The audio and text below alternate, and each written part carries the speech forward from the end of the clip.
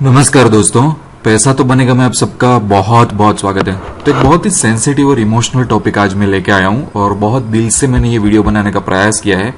मेरी सिर्फ एक ही रिक्वेस्ट है कि इसको बिल्कुल एक सेकंड के लिए भी स्किप मत करना और जितना हो सके उतना उसको शेयर करना, क्योंकि ये वीडियो का फोकस मैं ज्यादातर लोअर मिडिल क्लास और मिडिल क्लास फैमिली में जो चैलेंजेस आती हैं उसके ऊपर मैंने ये ध्यान दिया हुआ है। अब मैंने वीडियो का टाइटल क्यों रखा है कि रिटायरमेंट प्लानिंग स्टॉक मार्केट से।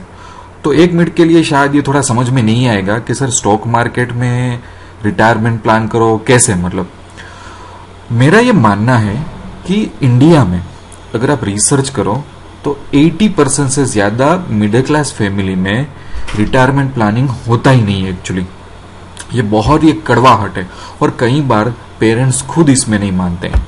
तो स्टेप बाय स्टेप चीजों को समझते हैं और आगे जाते हैं। अगर इसके बारे में मुझे कोई भी क्वेश्चन हो तो आप मुझे पूछ सकते हो व्हाट्सएप के थ्रू और ईमेल के थ्रू। हेजिटेट मत करना लाइफ में, ठीक है।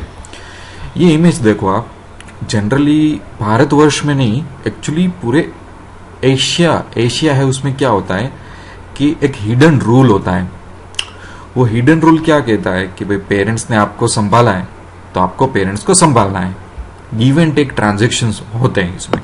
अब इसमें आप बोलो कि परंपरा बोलो, संस्कृति बोलो, बाकी वो सब बात सही है, बट प्रैक्टिकलिटी में देखे जाए तो क्या होता है कि गिव एंड टेक ट्रांजेक्शन होता है और ये गिवन होता है। इसके अगेंस्ट में आप जाके बोलो तो आपके कुछ चलेगी नहीं, क्योंकि पूरी सिस्टम इस तरह से डिजाइन है। बट बात इसमें पैसों की आती है और आप मेरे साथ एग्री करोगे कि पैसे की वजह से काफी सारे डिस्प्यूट होते हैं। तो इस चीज को हमेशा कभी भी लाइटली नहीं लेनी चाहिए। तो अगर आप पेरेंट्स हो तो भी आप ये वीडियो देखो, और अगर आप यंग हो, रिटायरमेंट प्लान कर रहे हो, या तो भले ना आने वाले 40 साल के बाद भी आप रिटायर होंगे, भले आप 20 साल के हो, 30 साल के, तो भी ये वीडियो देखो। पूरे एशिया में ज्यादातर पेरेंट्स रिटायर प्लानिंग में मानते नहीं है। वो बोले, और सबसे बड़ी रियलिटी ये है कि जो बच्चे होते हैं, बच्चे वो खुद उनका रिटायरमेंट होता है, स्पेशली फाइनेंशियल रिटायरमेंट, कि जो भी हेल्थ केयर कॉस्ट होगी, जो भी दूसरी रूटीन एक्सपेंस होंगी, वो बच्चों पे डाली जाएगी। इसलिए हमारी संस्कृति इस तरह से डिजाइन हो चुकी है, कल्चर, कि middle class family, lower middle class family में रिटायरमेंट पे ज्यादा डिस्कशन नहीं किया जाता है, ठीक है। तो ये बहुत अनफॉर्चुनेट चीज है। मेरा ये ओपिनियन है, आपका ओपिनियन शायद अलग हो सकता है, पर मुझे रियलिटी आपको बतानी है, ठीक है। आपके जो चिल्ड्रन है वो कभी रिटायरमेंट के प्लान की तरह उनको नहीं देखना चाहिए। उनकी एक अलग लाइफ है, उनका एक अलग ग्रोथ है। हाँ, आप चिल्ड्रन से हेल्प मांग सकते हो, बट उसको आप रिटायरमेंट प्लान की नजर से देखोगे और उसको आप बोलोगे कि नहीं ये हमारी संस्कृति है, ऐसा तो नहीं हो सकता, तो वो एक बहुत ही अलग टॉपिक है जो मैं दूसरे वीडियो में कवर करना पसंद करूंगा, ठीक है। रिटायरमेंट में आपको क्या प्लान करना पड़ता है कि आपके रूटीन एक्सपेंसेस जो 20-25 साल के रिटायरमेंट के होंगे, 15-20 साल जो भी है, वो हेल्थ केयर कॉस्ट जो बहुत बड़ी, और लेजियर, मतलब चलो आप छोटा मोटा घूमते हो आप, तो उसके एक्सपेंसेस। प्रायोरिटी शायद इन दो पहली चीजों को मिलनी चाहिए। अब थोड़ा कैलकुलेशन कर लेते हैं कि जनरली लोग पीपीएफ ऑप्शन यूज करते हैं रिटायरमेंट प्लान के लिए। जो लोग रिटायरमेंट प्लान करते हैं उनके नजरिए से भी बात कर रहा हूं, और मैं कैलकुलेशन बताऊंगा आपको कि अभी रियलिटी क्या है। बहुत मजा आएगी, आपने शायद सोचा भी नहीं होगा। एनपीएस का यूज करते हैं, इंश्योरेंस प्लान का यूज करते हैं और म्यूचुअल फंड का यूज करते हैं। ये सब कॉमन ऑप्शन है। पर्सनली मैं कभी भी म्यूचुअल फंड के फेवर में रहा नहीं हूं, आपको पता होगा अगर ये चैनल फॉलो की होती। बाकी सब सही ऑप्शन है, इनमें से कुछ मैं भी यूज करता हूं, कोई बुराई नहीं है, ठीक है। अब एक एग्जाम्पल देते हैं। अब मैं ये एग्जाम्पल क्यों दे रहा हूं, क्योंकि अगर आप रिटायरमेंट प्लानिंग में एक बार आपकी आंख ओपन भी हो जाएगी ना, तो भी आप सोचोगे कि अरे यार मैं कितना भी रिटायरमेंट प्लान कर रहा हूं, प्रॉब्लम्स फिर भी रहेंगे मेरी लाइफ में।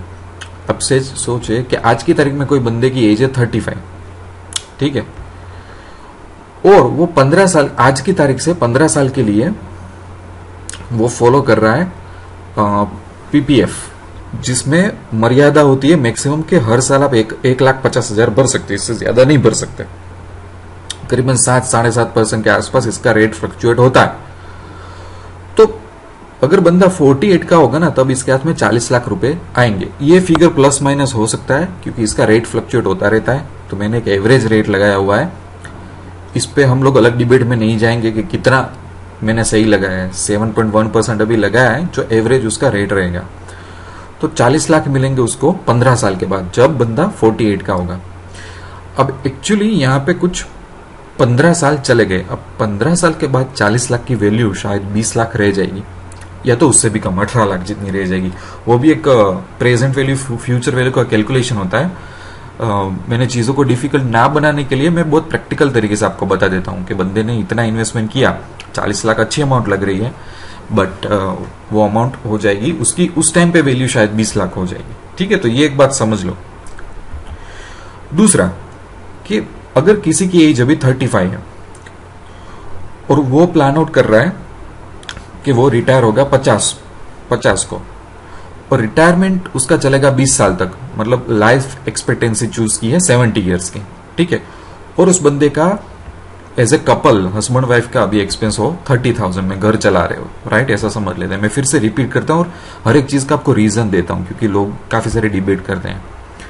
करंट एज मैंने 35 ली है और मैंने रिटायरमेंट एज 50 क्यों ली, 60-65 क्यों नहीं ली। एक्चुअली आप इंश्योरेंस वगैरह के वीडियो देखोगे ना, इंश्योरेंस वगैरह आपकी वेबसाइट पे जाओगे तो वहां पे 60-65 रिटायर की लिखी होती है। अब आप क्वेश्चन करो कि आज के टाइम में जो बंदा प्राइवेट जॉब कर रहा है, बहुत अच्छी जॉब नहीं है उसके पास के बैंक में बैठा है आराम से, टेबल वाली जॉब है, ऐसी जॉब नहीं है। मैं ज्यादातर जो रियल मिडिल क्लास फैमिली उनकी बात करता हूँ। मुझे नहीं लगता कि वो लोग 60 ईयर के होंगे तब जॉब कर पाएंगे।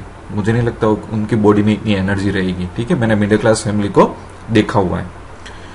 तो 60-65 ये जानबूझ के गवर्नमेंट और इंश्योरेंस कंपनी ने क्या किया है बताए कि 60-65 ईयर रिटायरमेंट एज वो लोग हर एक प्लान में लिख देते हैं। मुझे नहीं लगता कि मतलब इतना हो पाएगा लोगों से आज के टाइम में, आज का खाना पीना, आज की जो हेल्थ इश्यूज है उसकी वजह। तो मैंने जानबूझ के यहाँ पे 50 रखा हुआ है। आपको 60 रखना हो अपनी लाइफ के लिए तो रख सकते हो, इसमें कोई प्रॉब्लम नहीं है। पर अभी ये इस एग्जाम्पल के लिए मैंने बहुत प्रैक्टिकल सोचा हुआ है। मैंने क्या सोचा कि बंदा 50 साल के बाद शायद काम नहीं कर पाएगा और लाइफ एक्सपेक्टेंसी मैंने 70 साल रख दी है। ठीक है, तो उसको 20 साल के लिए सपोर्ट चाहिए होगा और उसके करंट मंथली एक्सपेंसेस 30,000 है। अब होगा क्या, आप देखो कि सोच लो कि करंट ईयर 2020 चल रहा है, मंथली एक्सपेंसेस 30,000 है। अब जब रिटायर होगा वो 20 साल आएंगे 2035 से 2055 तक। अब उस टाइम पे ये जो 20 साल का ड्यूरेशन है ना, अगर ये बंदा ऐसी ही लाइफस्टाइल जी रहा है 30,000 वाली लाइफस्टाइल, तो इन्फ्लेशन महंगाई इतनी हो जाएगी कि उसको एवरेज ये 20 साल में एवरेज उसको हर महीने 1,25,000 जितना एक्सपेंस चाहिए होगा। अगर उसके लिए भी अब इन्फ्लेशन का एक बहुत बड़ा कैलकुलेशन होता है, पर उसमें मैं अभी पढ़ना नहीं चाहता। मैंने वो कैलकुलेट करके एक एवरेज फिगर निकाल लिया है। तो 20 साल का एक फिगर आता है, उसमें से 1.25 लाख मैंने निकाला है कि भाई उसको तब जरूरत पड़ेगी 1 लाख के ऊपर, सिर्फ सिंपल जैसी लाइफ अभी जी रहा है ना ऐसी ही लाइफ जीने के लिए। अब रिटायरमेंट के साल है 20, एवरेज मंथली एक्सपेंस हमने निकाल लिया है 1,25,000। तो 20 साल में टोटल महीने कितने आएंगे 240 को मल्टीप्लाई करता हूं 1,25,000 से, तो 3 करोड़ रुपए चाहिए होंगे। 3 करोड़ रुपए एकदम सामान्य मिडिल क्लास वाली रिटायरमेंट लाइफ जीने के लिए 3 करोड़। ठीक है, आप है ना ये जो एज वगैरह है ना, ये कितनी भी ऊपर नीचे कर लोगे ना, प्रोवाइडेड कि आप रिटायरमेंट एज 25 साल से गिनो। कहा बंदा है ना 25 साल से जाग गया है तो फर्क आएगा ये फंड में, बाकी कुछ फर्क नहीं आने वाला है। आप जितना भी ऊपर नीचे कर लो ना, ये 3 करोड़ के आसपास तो आपको फंड चाहिए इस नॉर्मल मिडिल क्लास लाइफ जीने के लिए। ठीक है, अब इसका मतलब क्या हुआ कि फंड आ रहा है 3 करोड़ रुपए, 3 करोड़ रुपए की जरूरत है। तो अगर सिंपल मिडिल क्लास फैमिली हो, उसको बंदा म्यूचुअल फंड वाला आके ऐसा बोलता है क्या 500 रुपए का SIP कर दो, 1500 का SIP कर दो, 5,000 रुपए का SIP कर दो, 20,000 रुपए का SIP कर दो। देखो ये जो SIP का फिगर वो लोग आते हैं ना, वो बहुत मिस आउट करते हैं इन्फ्लेशन वगैरह में, कोई गिनता ही नहीं है। अगर वो लोग गिनने लगे ना तो जनरली कोई भी मिडिल क्लास फैमिली को ये बोलना पड़े कि सर आपको मंथली 15-20,000 का तो इन्वेस्टमेंट करना होगा।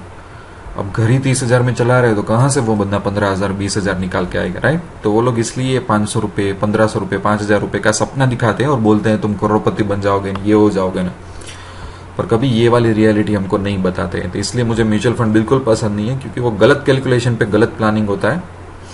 इसमें मैं खुद पर्सनली तो पढ़ता नहीं हूँ, ठीक है। अब एक एग्जाम्पल लिया है मैंने, सिर्फ एग्जाम्पल दिखाने के लिए। ऐसा नहीं है कि मुझे ये सब पॉलिसी पसंद है वगैरह, पर लोग ये सब ऑप्शंस के बारे में ज्यादा ढूंढते रहते हैं। तो मैंने कॉमन चीज जैसे कि पीपीएफ ले लिया। एक एलआईसी की एक अच्छी पॉलिसी है जीवन शांति, अच्छी पॉलिसी है। इसमें क्या होता है कि एक बार सिंगल प्रीमियम भरो, ठीक है, तो आपको 20 साल के बाद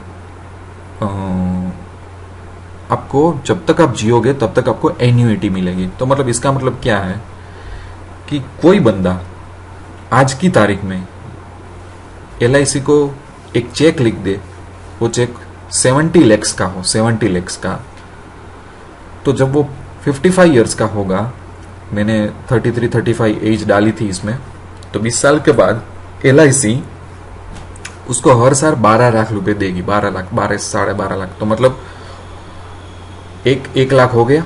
मैंने जानबूझ के यहाँ पे 70 लाख क्यों डाला, क्योंकि मैं जानना चाहता था कि जो हमारा ये एक्सपेंस आया 30,000 वाले बंदे का, फिर साल में उसको 50 साल के बाद 50 साल का हो जाएगा, उसके बाद 20 साल जीने के लिए उसको हर महीने 1,25,000 चाहिए। तो 1,25,000 के लिए मुझे एलआईसी में कितना भरना पड़ेगा?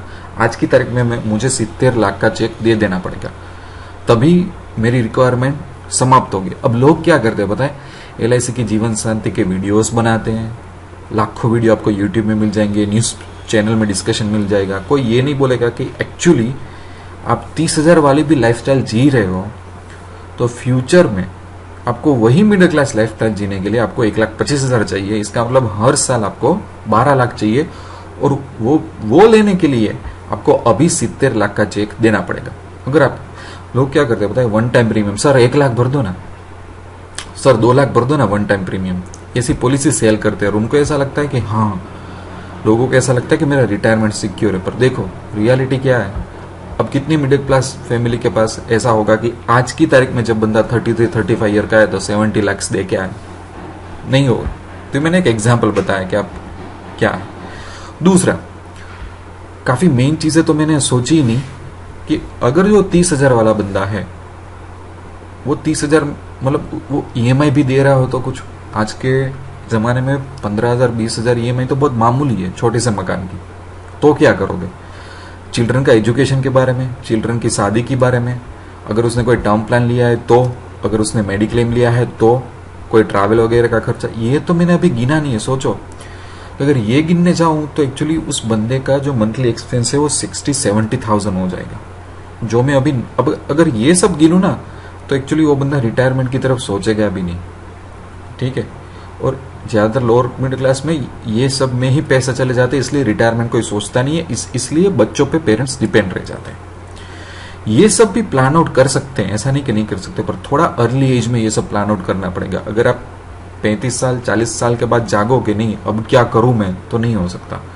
लाइफ की जो फर्स्ट सैलरी आए ना, तब से ये सब प्लान करो ना, तो होता है। वैसा मैंने भी ये खुद प्लान किया नहीं था, मैंने भी बहुत धक्के ही खाए हैं लाइफ में, तब जाके पता चला था कि रियलिटी क्या होती है। पर मैं और ये म्यूचुअल फंड वाले या कोई भी आपको ये सब रियलिटी नहीं बताएंगे, समझ रहे हो। तो वापस आते हैं कि चलो नॉर्मल सिनारियो में भी अगर बंदे को 3 करोड़ का फंड चाहिए, अगर नॉर्मल भी रहना हो, तो पीपीएफ भी इनफ नहीं है, एनपीएस भी इनफ नहीं है, म्यूचुअल फंड भी इनफ नहीं है, क्योंकि बहुत बड़ी अमाउंट सेविंग करनी पड़ती है हर महीने, ठीक है। इसलिए ये मेरा एक पर्सनल व्यू पॉइंट है। जो मेरे आसपास के जो बहुत क्लोज लोग हैं, अगर मुझे पूछते हैं और अगर वो सीरियस होते तभी मैं उनके साथ डिस्कस करता हूँ। बाकी तो भले वो नेबर्स हो, रिलेटिव हो, मैं इतना आंसर नहीं करता हूँ, क्योंकि लोग सीरियसनेस को समझते ही नहीं है, ठीक है। अब थोड़ी एक अलग बात करता हूँ 1 सेकंड के लिए, कि जब मैं टर्म प्लान की बात करता हूँ, टर्म प्लान मतलब क्या, कि अगर हस्बैंड को कुछ होता है तो वाइफ को थोड़ी सिक्योरिटी होनी चाहिए। इंडियन फैमिलीज में क्या होती है कि वाइफ फिर अकेली पड़ जाती है, ऐसा होता है जनरली। अब काफी सारे हस्बैंड टर्म प्लान के बारे में सीरियस ही नहीं होते, और मैंने ऐसे काफी सारे अनफॉर्चुनेट केसेस देख लिए कि जिसमें कपल बहुत अच्छा होता है, हस्बैंड को अचानक कुछ हो जाता है, डेथ वगैरह हो जाती है, और वाइफ फिर बाद में उसकी बहुत स्ट्रगल होती है। तो एक सिंपल सा अगर टर्म प्लान ले लो, सिंपल प्योर टर्म प्लान, तो एक बहुत अच्छा स्टेप होता है आपकी लाइफ के लिए, तो लोग सोचते नहीं है। तो मुझे अपनी लाइफ में अच्छी लाइफ, सिंपल लाइफ जीने के लिए, रिटायरमेंट अच्छा जाने के लिए मुझे 3 करोड़ चाहिए। तो मेरे पास 2 ऑप्शन है एक्चुअली। देखो, ये सब ऑप्शन बुरे नहीं है, मैं ऐसा नहीं बोल रहा हूँ कि पीपीएफ बुरा है, एनपीएस बुरा है, ठीक है, मैं ऐसा नहीं बोल रहा हूँ, मैं खुद पीपीएफ का यूज कर रहा हूँ, but that is not at all enough. अगर आप और आपकी वाइफ के अकाउंट में भी 1,50,000 डाल दोगे ना, तो भी इनफ नहीं रहेगा, क्योंकि उसकी वैल्यू आधी हो जाएगी 15 साल में, शायद आधी से भी कम। तो आप क्या करोगे? तब दौड़ोगे पूरी जिंदगी, और आप सोचे कि साला कितनी मेहनत कर रहा हूँ, कुछ हो नहीं रहा है। तो मेरा ये मानना है कि आप एक बिजनेस शुरू कर दो साइड में, या तो स्टॉक मार्केट में आ जाओ, और ये करना पड़ेगा। कई बार एक छोटा सा भी आप बिजनेस स्टार्ट करो, भले ना महीने उसमें से 5,000, 10,000, 20,000 मिल रहे हो, वो पूरी अमाउंट डाइवर्ट कर सकते हो अलग अलग ऑब्जेक्टिव्स के लिए। बिजनेस से अच्छा कोई सिक्योरिटी नहीं है इन्फ्लेशन के सामने। और कोई भी म्यूचुअल फंड वाला बंदा, कोई भी इंश्योरेंस वाला आपको ये नहीं बोलेगा कि आप बिजनेस करो, क्योंकि बिजनेस होता है वो बहुत बड़ी सिक्योरिटी होती है महंगाई के सामने, पर ये कोई नहीं बोलेगा। सब लोग लगे हैं फाइनेंशियल प्लानिंग में, पर हर एक बंदा पीपीएफ बोलेगा, म्यूचुअल फंड बोलेगा, एनपीएस बोलेगा, पोस्ट ऑफिस स्कीम बोलेगा, गोल्ड बॉन्ड बोलेगा, ये बोलेगा, वो बोलेगा, पर कभी कोई बंदा बिजनेस नहीं बोलेगा। क्यों? फाइनेंशियल प्लानिंग में बिजनेस नहीं आ सकता क्या? कि भाई एक बिजनेस शुरू कर दो छोटा सा, क्या प्रॉब्लम है? फिर बात आती है स्टॉक मार्केट की। अब काफी लोगों को रिस्क की लगेगी, पर मेरे हिसाब से लोगों को बहुत डराया जा रहा है। अगर सही तरीके से सीखो स्टॉक मार्केट, तो उसमें से भी एक अच्छी इनकम जनरेट हो सकती है। पर डिवाइड दोनों में, बिजनेस और स्टॉक मार्केट, लोग फाइनेंशियल प्लानिंग में इसलिए नहीं सोचते क्योंकि ब्रेन वॉश हो चुका होता है। तो मैंने आपको बता दिया कि बच्चों पे बोझ बनने की जरूरत नहीं है। उसमें क्या होगा कि लोअर मिडिल क्लास और मिडिल क्लास फैमिली की 3-3, 5-5 जनरेशन कंटिन्यूस वही स्टेटस में क्यों रहती है?